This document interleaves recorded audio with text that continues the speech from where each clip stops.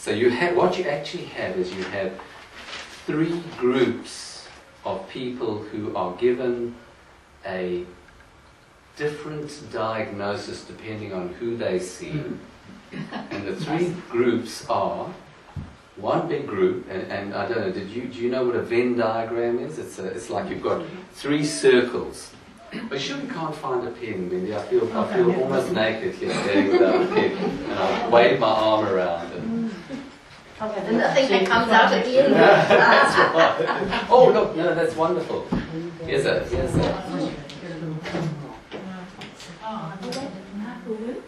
No, that's a green one.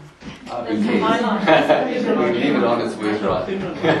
Yeah, they charge us so much for the wall, they should have pens here. Exactly. So I'll just see. Yeah, well, you'll need to squint very well. Oh, it rubs off. Okay. So here we go.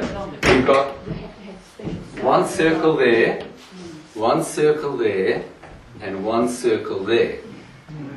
Okay, Mira, we're A for away.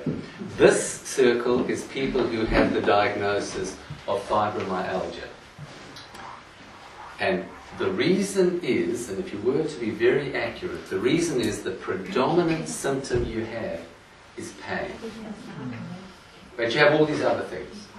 The second group have chronic fatigue syndrome. And the reason for that is that they're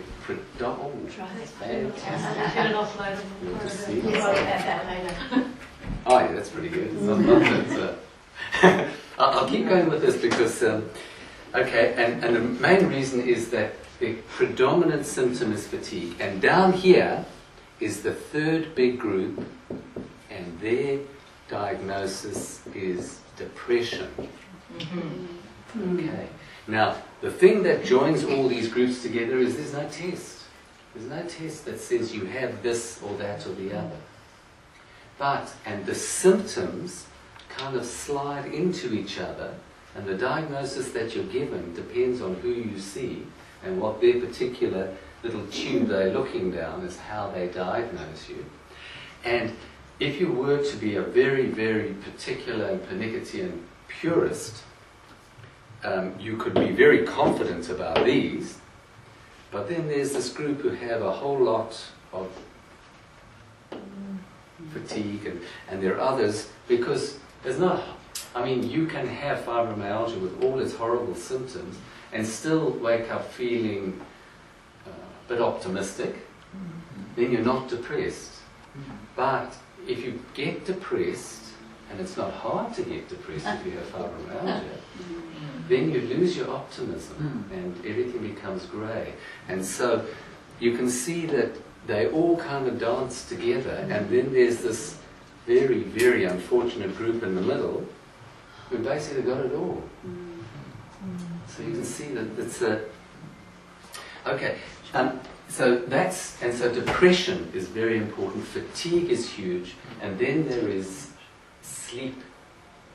Sleep deprivation. What's that? Sorry? What's that? Don't even know how to spell it, eh? Not anymore.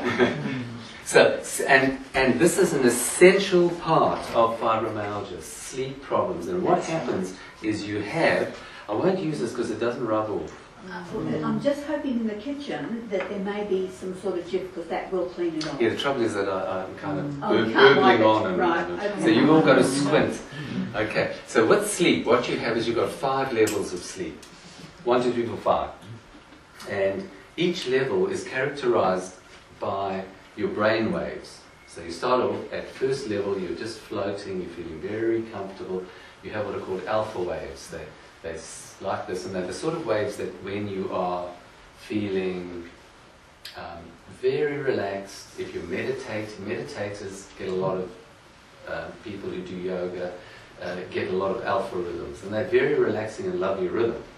But they occur in stage 1 sleep.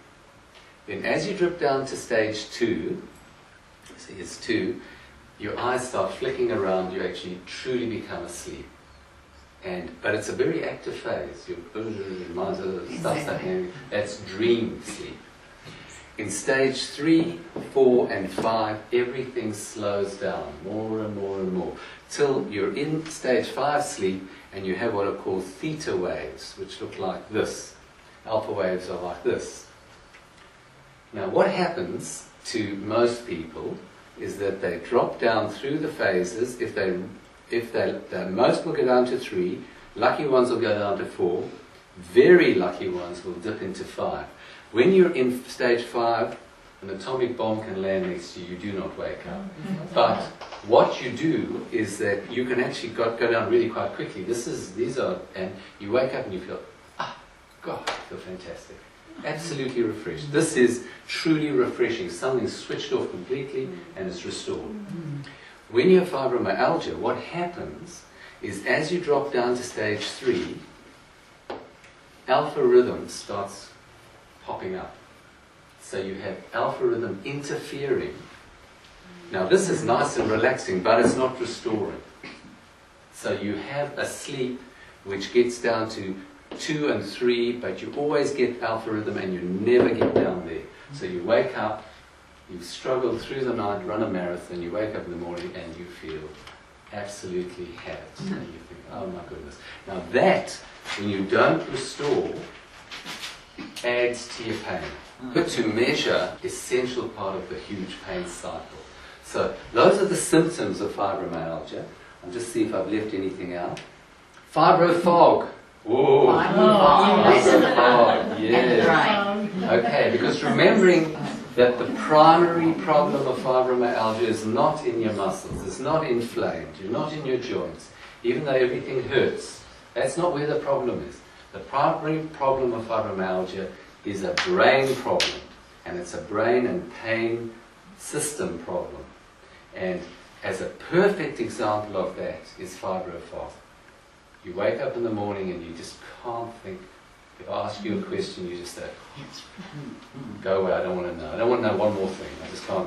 And then it lifts, doesn't it? You find it varies. And this is the weird thing about, so it's cognitive functioning. If I was to measure, sit you down in the middle of a horrible fibrofog and say, here's an IQ test, you do awfully. Oh my goodness. And then 2 days later or a few hours later, it just clears and you think, oh yeah, I can think again, and it comes and goes. That's the essence of fibrofog. And it's a huge part, and for some people with fibromyalgia, they hate that more than anything else. They say, look, I don't care if I've got aches, or if I've got my bladder's playing up or this and that, but I want my brain. That's the most important thing. And again, there's nothing happening inside there. It's not like multiple sclerosis or stroke or something. Nothing's died.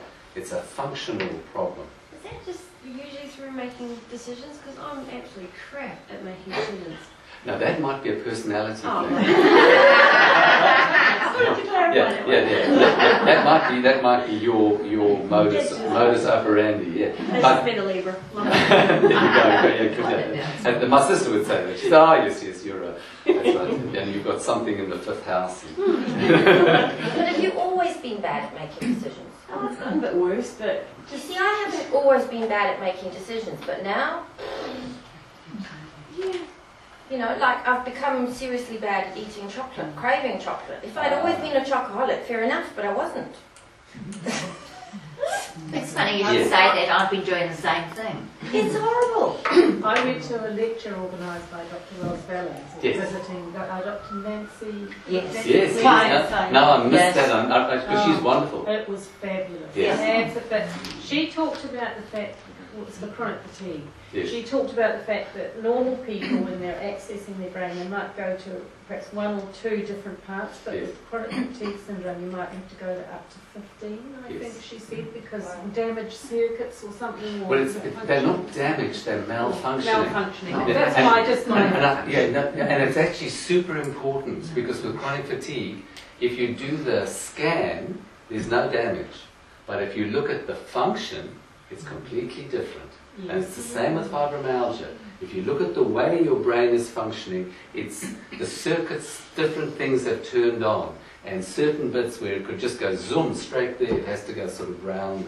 and then finally get there. Yes. And it may end up in another place. Yes, that was So- really fascinating. That is- How yes, really yeah. explained a lot as to and why all it takes this- a while sometimes. Exactly. And all this evidence is now growing as we get cleverer with this kind of stuff, which is the next stage of medicine. It's actually stopping looking at what's hardwired, what is there, but how do things function.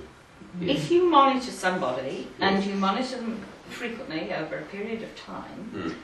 would you be able to see, just simply from the functional MRI, where they're at in their up and down cycle? To some extent, it's an imperfect tool. And that's why, in fact, the level of evidence, people are learning. It's a learning curve. Now we've got this fancy toy, what can we do with it, you see? And what does this mean?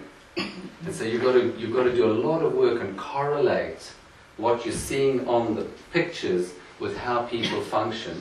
And there are any number of other variables that you've got to bring into account. Stuff like personality. So you ask about decision making. If you say, well, no, mine's useless. But that may have nothing to do with what's happening in your functional MRI. It's usually only menus. Food. Now, I think we move on to Just one more question. Yes. Multiple sclerosis, Yes. which is damage, Yes. is death. So therefore then there's no genetic relationship between chronic fatigue syndrome or fibromyalgia and multiple sclerosis? No, there isn't. But they do occur together.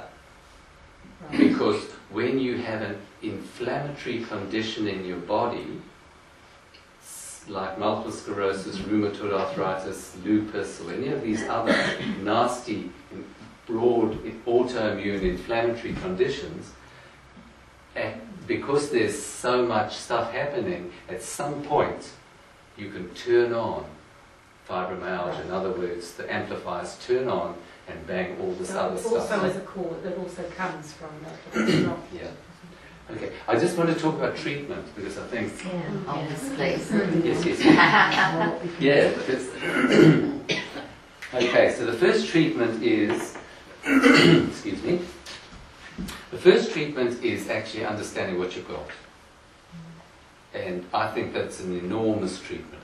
Knowledge is power, and once you understand that your bladder and the pain behind your left eye, and that you're hot, and that you've got restless legs, and you can't sleep, and all of these things are the same thing, that helps. It's weird, but it does, doesn't it? It's super important. Understanding. And to understand that there's no horrible greeby inside, and that there is no, something's not going to up and chomp you because it feels so terrible. It's a malfunction. That's the first, is understanding that. And the malfunction is primarily in your brain. Your brain is just not functioning like it should. And who is the boss of your brain? Are you your brain? No, that's a good philosophical question. The question is, are you your brain? No. Good. Who said that? Wendy. Yes.